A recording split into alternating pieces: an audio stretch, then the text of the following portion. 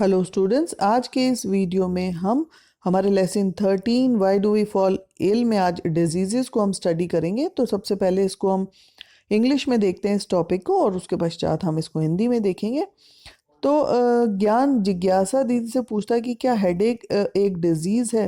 तो जैसा कि हम अपनी बॉडी में देखते हैं, अपने में या अपने आसपास के लोगों में, कि हेडेक या cough etcetera, so these are the symptoms of the diseases, and disease refers to any condition that disturbs or modifies the normal functioning of the normal living organism. That means a living organism, if he or she is not normal, he or she is having headache, cough, or any other symptoms viral, so that means a person is suffering from some disease. So these are the symptoms which gives a definite indication of the presence of a particular disease.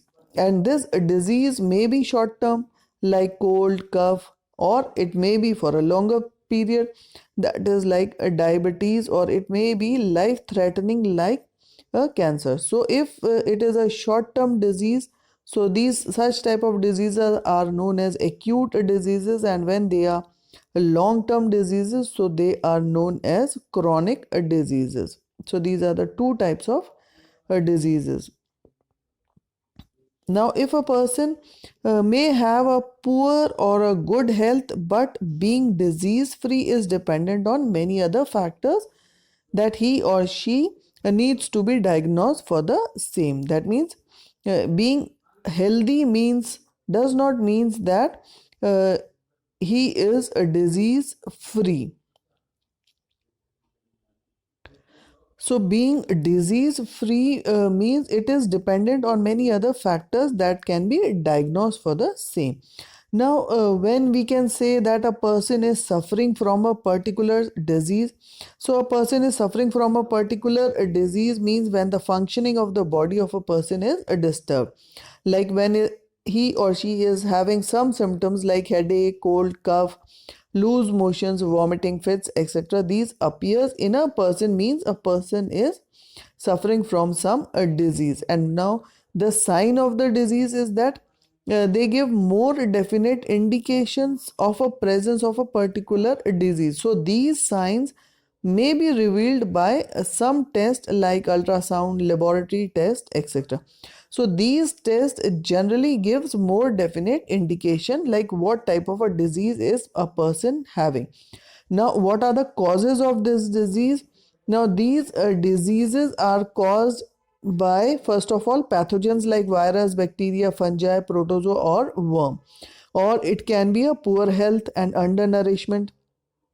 It may be heredity or genetic disorder, or it may be lack of proper treatment and immunization, or environmental pollution like air, water, sound, etc.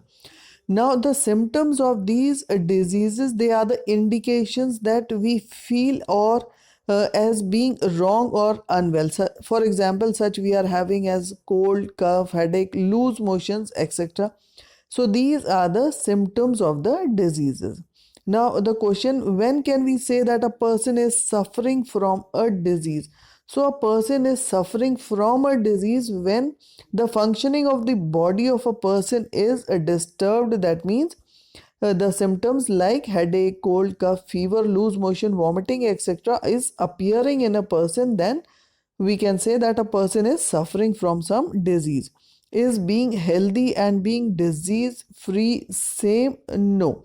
A disease free person can have a good health or a poor health. Now, what are the symptoms of the diseases? So the symptoms of the diseases are the indications that one can feel as being wrong or unwell, such as like he is having a cold, cough, headache, loose motions, etc. So these are the symptoms, and these symptoms reveals that a person is suffering from some disease. Now, what are the various causes of the disease? So the various causes of the disease is that a person may have in his body, in her or in her body, like pathogens like virus, bacteria, fungi, protozoa, or worm. So these pathogens can be in his body, and so the disease can be caused by these pathogens. Poor health and undernourishment, heredity or genetic disorder, or lack of proper treatment and immunization. For example, in when a child is born, proper treatment or immunization is not given to a child, so that may lead to some disease in her body, or environmental pollution like air, water, and sound. So these are the various causes of the disease. Now let us study this topic in Hindi. अब हम बीमार क्यों पड़ते हैं और रोग क्या है?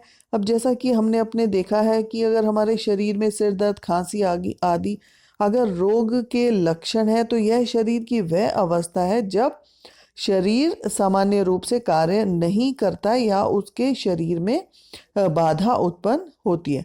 तो किसी भी रोग के लक्षण किसी निश्चित रोग की उपस्थिति को दर्शाते हैं। अब कुछ रोग जो है वो कुछ कम समय के लिए होते हैं, जैसे सर्दी जुकाम, है ना, और कुछ रोग जो है वह जीवन भर के लिए होते हैं, जैसे कि मधुमेह, कैंसर, जिनसे कि जीवन के प्रति खतरा हमें देखने को मिलता है। अगर एक व्यक्ति का स्वास्थ्य अच्छा है या खराब है, लेकिन उसका रोगग्रस्त या रोग मुक्त होना किसी अन्य कारक पर भी निर्भर कर सकता है, तो उसकी सही से जांच होनी चाहिए। तो अगर कोई भी व्यक्ति अगर उसका स्वास्थ्य अच्छा है तो या बुरा है, तो हम यह नहीं कह सकते कि वह व्यक्ति रोग मुक्त है। रोग मुक्त होना अलग है और एक अच्छा स्वास्थ्य होना दो अलग बातें हैं। रोग मुक्त यानी कि उसके शरीर में रोग नहीं है, लेकिन उसका स्वास्थ्य अच्छा है या अच्छा नहीं है, तो वह उसके लिए सही जांच की आवश्यकता पड़ती है। अब हम कब कह सकते हैं कि व्यक्ति रोग से ग्रसित है? जब उसके शरीर की कार्य प्रणाली में खराबी प्रदर्शित हो, जैसे कि उसके शरीर में सिर दर्द है, खांसी है, जुकाम, बुखार, दस्त या दौरे आ रहे हैं। तो अगर ये सारे लक्षण हमें देखने को मिलते हैं, तो यानी व्यक्ति रोग ग्रसित है। और रोगों के सूचक यानी कि किसी भी रोग की निश्चित और सटीक जानकारी देते हैं। तो इसके लिए कुछ जांचें हैं, जैसे कि अल्ट्रासाउंड है, या लैब में हम बहुत सारे ब्लड टेस्ट कराते हैं, यूरिन टेस्ट कराते हैं। तो ये सब जो टेस्ट हैं ये सटीक जानकारी देते हैं किसी भी रोग की। अब रोगों का कारण क्या हो सकता है? उसका कारण वायरस, बैक्टीरिया, कवक, प्रोटोजोआ आदि हो सकते हैं। कुपोषण भी हो सकता है। इसके साथ साथ मोटापा, या आनुवंशिक भिन्नता भी देखने को मिलती है। और इसके साथ साथ पर्यावरण अगर प्रदूषित है, यानी कि अगर हमारे आसपास की हवा, पानी अगर ये भी प्रदूषित है, तो ये भी एक रोगों का कारण बनते हैं। और इसके साथ साथ अगर किसी भी बच्चे का सही से इलाज ना हुआ हो, टीकाकरण अगर पूरी तरह से ना हुआ हो, तो भी उस बच्चे के अंदर रोगों के लक्षण हमें दिखाई देते हैं। अब ये जो रोगों के लक्षण है वह इस बात पर निर्भर करते हैं कि आप कैसा अनुभव कर रहे हैं, यानी कि यह सामान्य अथवा विशेष हो सकते हैं। अब इसमें जैसे हम कुछ देखते हैं, सर्दी, जुकाम, सिर दर्द, दस्त आदि, तो ये अलग अलग रोगों के लक्षण होते हैं। अब पहला प्रश्न है कि हम कब कह सकते हैं कि एक व्यक्ति जो है वह रोग ग्रसित है? तो व्यक्ति अगर रोग ग्रसित है, यानी कि उसके शरीर की कार्य प्रणाली में खराबी है। और ये हमें कैसे पता चल रहा है? कि जब उसके शरीर में हमें सिर दर्द, खांसी, जुकाम, बुखार आदि ये सारे जब हमें लक्षण देखने को मिलते हैं, तो हम कह सकते हैं कि व्यक्ति रोग से ग्रसित है। सेकंड प्रश्न, क्या स्वस्थ होना और रोग मुक्त होना एक ही है?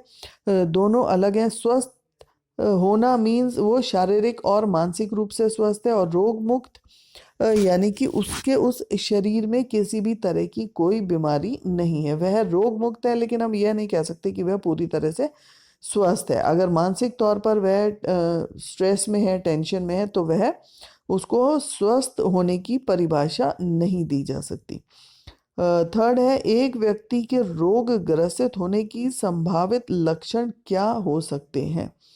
तो एक व्यक्ति है, अगर उसके अंदर क्या लक्षण उसके अंदर हो सकते हैं कि सामान्य लक्षण भी हो सकते हैं और कुछ विशेष लक्षण भी हो सकते हैं, जैसे सर्दी, जुकाम, सर दर्द, दस्त आदि। तो ये रोगों के लक्षण अगर हमें देखने को मिले तो हम कह सकते हैं कि जो व्यक्ति है वह रोग ग्रसित है।